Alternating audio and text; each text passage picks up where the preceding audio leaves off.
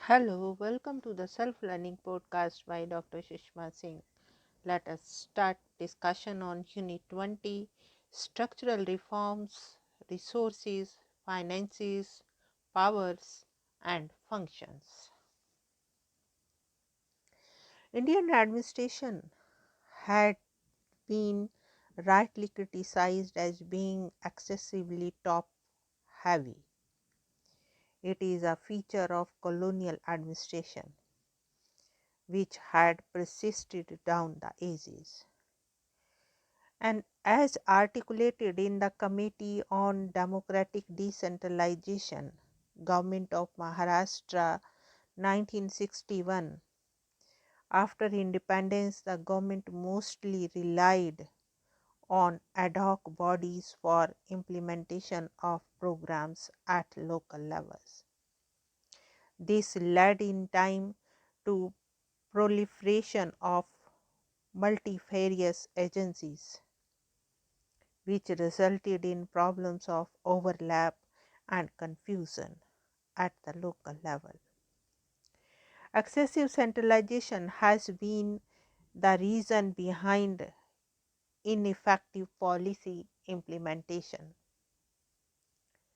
There is a growing body of opinion that ineffective policy implementation stems from improper policy formulation, in that it is not inclusive enough of related concerns and does not factor the same into policy. Hence, it does not lead to relevant national policy in terms of answering directly the needs and concerns of people. Incomplete efforts leads to unintended consequences in related sectors, such those were not studied and articulated during the formulation process. This leads us to system constraints which do not allow factoring of such requirements. Decentralization is being explored as an alternative that allows articulation of related concerns at local level and leads to policies that are directly related to the needs, hence relevant. In that sense, it is a system change. It is also expected to rationalize the implementation process, in that resource constraints and other implementation bottlenecks can be better understood and tackled at the level at which they arise, and not by a distant planning body that may be insufficiently based in facts. Also, data collection and record keeping for relevant fact supply needs to be arranged at the local level for accurate estimation regarding objectives, progress, and targets. Since the implementation exercise part takes at concentrated at the field level, it is imperative to address the concerns relating to administration and planning bottleneck at the cutting edge, that is, at the stage of interface between the government and citizens. The purport of is to bring distant administration closer to the people and making it citizen centric. In this unit, we will discuss structural reforms of local bodies in the context of resources, finances, powers, and functions. We will also discuss available infrastructure for planning and modalities for people's participation. Now, let us discuss the point structure of local bodies. Following 73rd and 74th constitutional amendments, a three-tier structure has been envisaged for urban and local bodies. Rural local bodies would, in ascending order, be Gram Sabha, Panchayat Samiti at block level, and Jila Parishad at district level. The Gram Sabha is meant to impart a social base for grassroots democracy. The executive body of the Gram Sabha is the Gram Panchayat. Earlier, the Gram Sabha used to be a body corporate with perpetual succession and common seal of issuing or being sued in its corporate name, of acquiring, holding, or transferring property, and of entering into contracts. After amendment, this position of Gram Sabha has been taken over by the Gram Panchayat, which earlier used to be the committee of the Gram Sabha.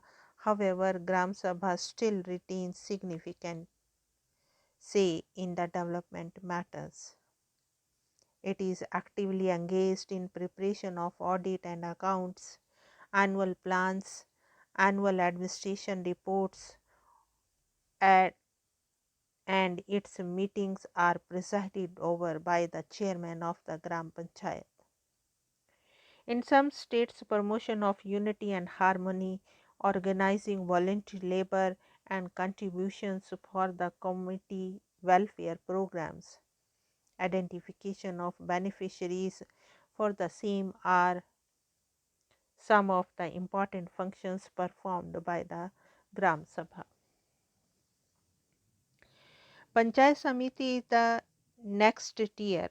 Most developmental works coverage at this level. The third tier is the Jila Parishad at the block level. Membership details of these bodies shall be dealt with in a separate unit in the course. Urban local bodies have also been given a uniform three-tier structure. However, these are not hierarchically ordered as the rural bodies, in that each function directly under the state. These bodies are municipal corporations, municipal councils, and nagar panchayats.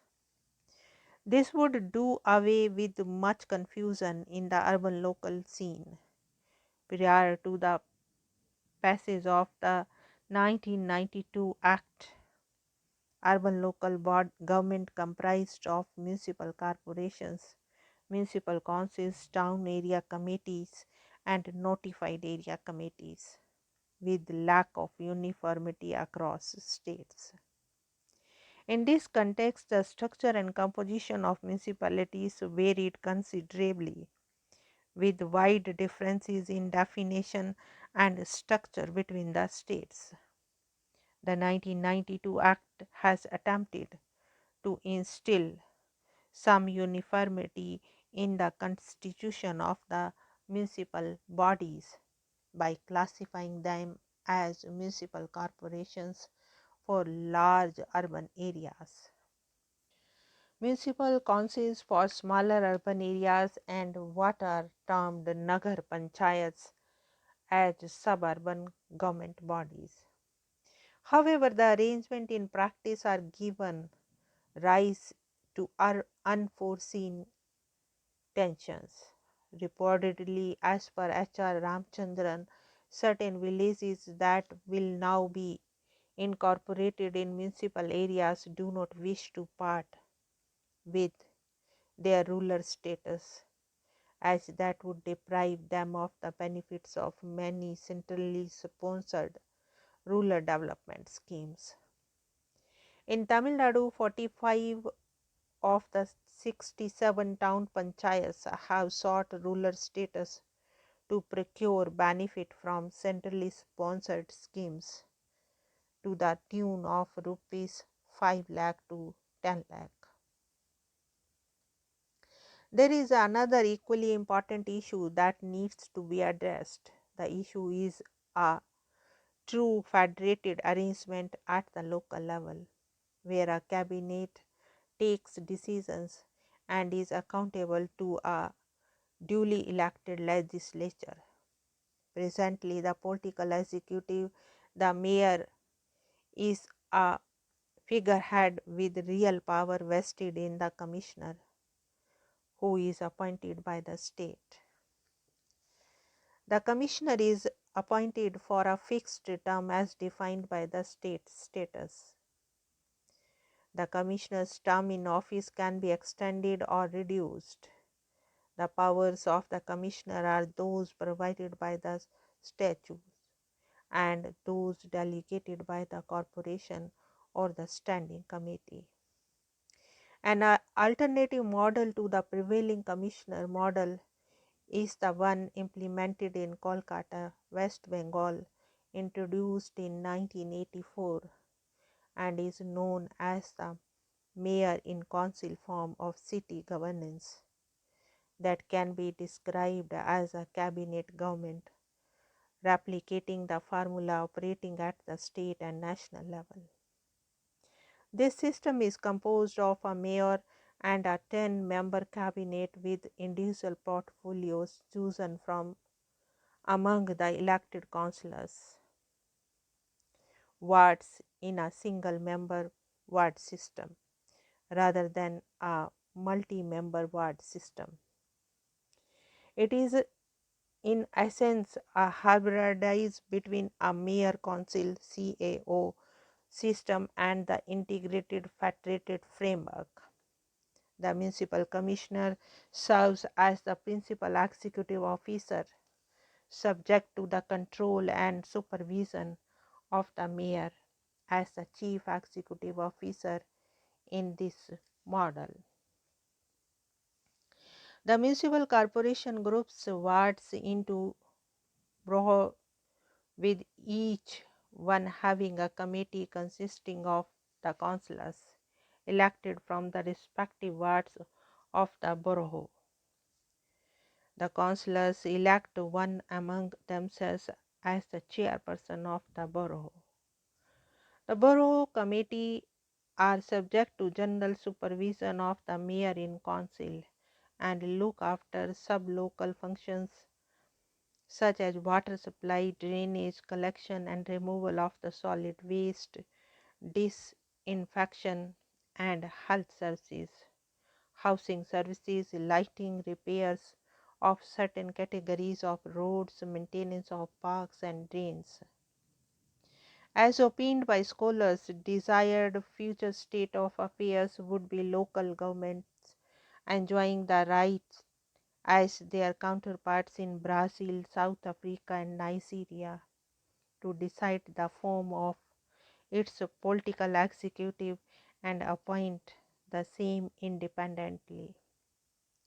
Regarding municipal staff, ideally, it should be under complete control of local governments, cut substantially in numbers through private participation, contractual employment, etc., and made accountable for results. Now let us wind up the session, and thank you very much for engaging yourself with the Self Learning podcast.